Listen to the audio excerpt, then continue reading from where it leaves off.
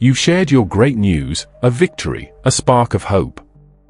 And the person you expect to celebrate with you offers only a faint smile, a quick subject change, or a joke that feels a little too sharp.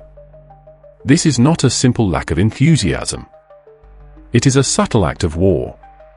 This is the dark psychology of the unsupportive friend, a poison served in a familiar cup. There is a natural law observed in a bucket of crabs: if one begins to climb out, the others will pull it back down. They ensure a shared mediocrity, a collective prison. Your social circle is no different. Your growth threatens the status quo, and the keepers of the bucket will reveal themselves. They come in several ancient forms. First, there is the Worrier. This is the friend who cloaks their envy in the noble disguise of concern. "Are you sure you're ready for that?" they'll ask, their brow furrowed. "It seems so risky. I'm just worried you'll get hurt." They are not worried you will fail. They are terrified you will succeed, and in doing so, leave them behind in the familiar comfort of the bucket. Their fear is not a shield for you, it is a cage. Next, there is the Jester. This is the master of the backhanded compliment, the subtle minimizer who uses humor as a scalpel.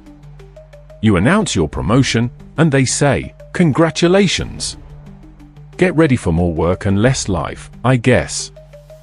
You share a new passion, and they quip, "Oh, is that what we're obsessed with this week?" Their jokes are small, sharp pebbles thrown at the brilliant mirror of your joy, designed to create a tiny crack, to remind you not to shine too brightly. Finally, there is the ghost. This is the friend who offers the crushing weight of their indifference.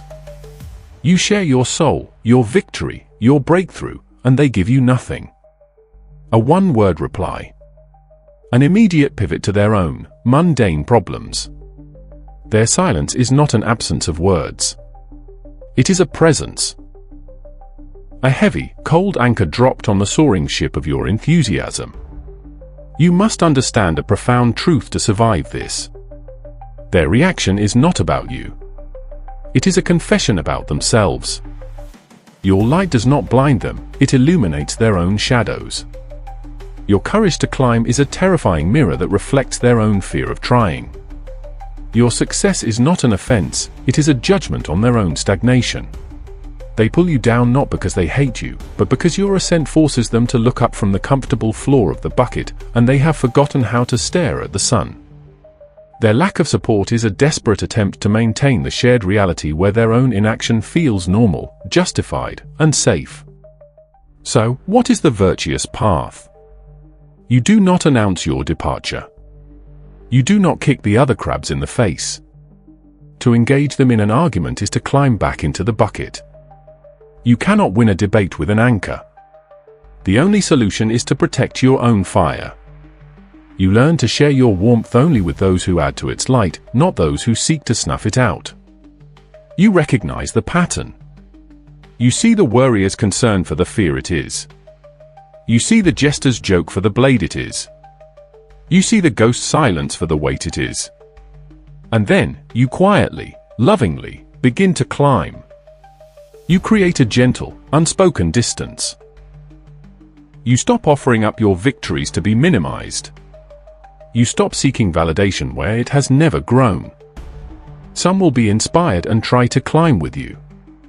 Most will remain. The hardest truth is that sometimes the greatest act of friendship is to outgrow a friendship. True loyalty is not to the bucket. It is to your own journey toward the light.